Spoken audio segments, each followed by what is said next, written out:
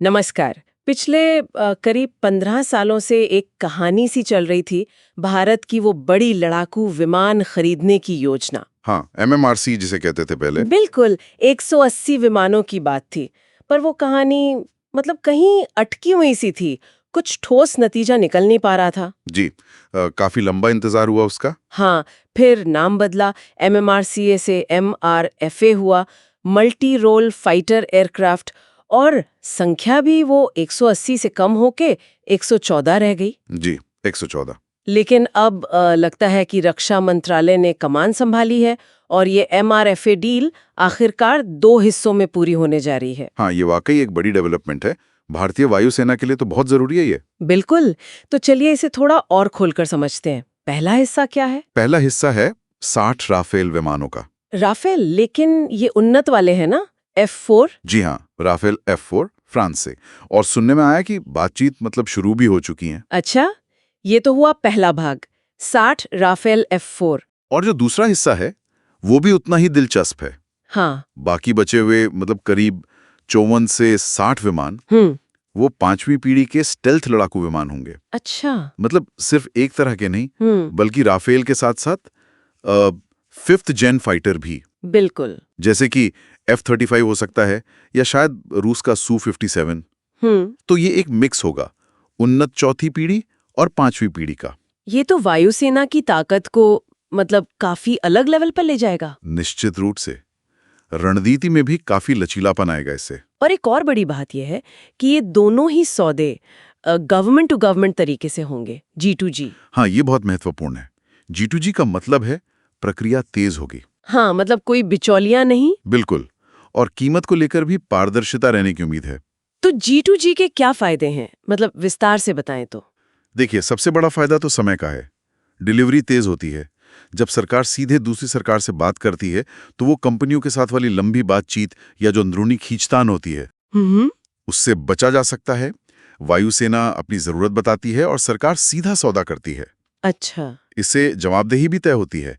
विक्रेता देश की सरकार की सीधी जिम्मेदारी बनती है। तो पहले की जो प्रक्रियाएं थी उनकी जटिलताओं से शायद ये बचाएगा। और इस तेजी की जरूरत क्यों है? अभी क्या स्थिति है हमारी? स्थिति देखिए, थोड़ी चिंताजनक तो है। अभी हमारे पास करीब 28-29 लड़ाकू स्क्वाड्रन हैं। 28-29? और पाकिस्तान के पास? उनके पास करीब 25 हैं। फासला बहुत ज्यादा नहीं है। ये तो काफी कम फासला है। और चिंता की बात यह है कि हमारे MiG-21 बाइसन वो अब रिटायर हो रहे हैं। हाँ, वो तो काफी पुराने हो गए हैं। बिल्कुल। और उनके बाद जागवार का नंबर है। तो अगर ये दोनों चले जाते हैं तो हमारी स्क्वाड्रन संख्या घटकर सिर्फ 26-27 रह सकती है। 26-27? यानी लगभग पाकिस्तान के बराबर। जी हाँ, ये स्थिति खतरनाक है। आप अपने सबसे अनुभवी खिलाड़ियों को रिटायर कर रहे हैं और नए उतनी तेजी से आ नहीं पा रहे। समझ गई। तो कितनी स्क्वाड्रन की जरूरत है हमें अभी? कम से कम 6 नई स्क्वाड्रन तो तुरंत चाहिए। हमें अपनी संख्या करीब 33-34 तक ले जानी होगी। 33-34? और ये सिर्फ पाकिस्तान को ध्यान में रखकर नहीं, चीन की चुनौती भी तो है। सही बात है, चीन का फैक्टर भी है। अच्छा, इसमें तेजस का क्या रोल है? उसके बारे में भी कुछ खबर थी? हाँ, तेजस एक उम्मीद की किरण है।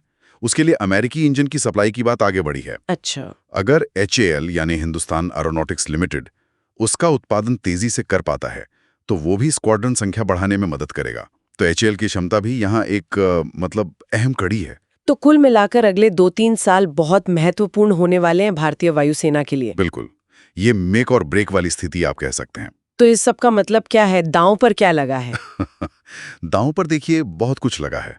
अगर ये खरीद प्रक्रिया ठीक से समय पर पूरी हो जाती है तो भारत अगले कई दशकों तक इस क्षेत्र में अपनी हवाई ताकत, अपनी वायु श्रेष्ठता बनाए रख सकता है। और अगर नहीं होती है तो? अगर इसमें कोई बड़ी चूक हुई या देरी हुई तो खतरा ये है कि हम शायद दक्षिण एशिया में भी अपनी वो बढ़त खो दें और उसे वापस पाने में 1 दशक से ज्यादा का वक्त लग सकता है। बाप रे, ये तो बहुत बड़ा रिस्क है। जी।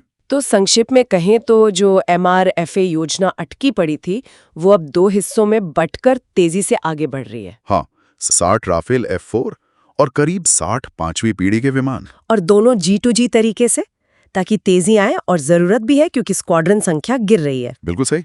ठीक है, ये तो हुई स्थिति की बात। लेकिन यहाँ एक सवाल मन में आता है। पूछिए। कि इतने सालों की देरी के बाद अब अचानक ऐसा क्या हुआ?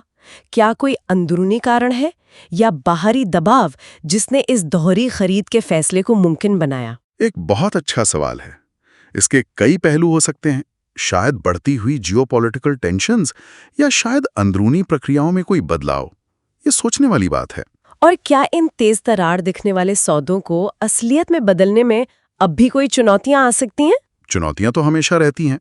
फाइनेंसिंग है, टेक्नोलॉजी ट्रांसफर के मुद्दे हो सकते हैं, उत्पादन की समय सीमा है।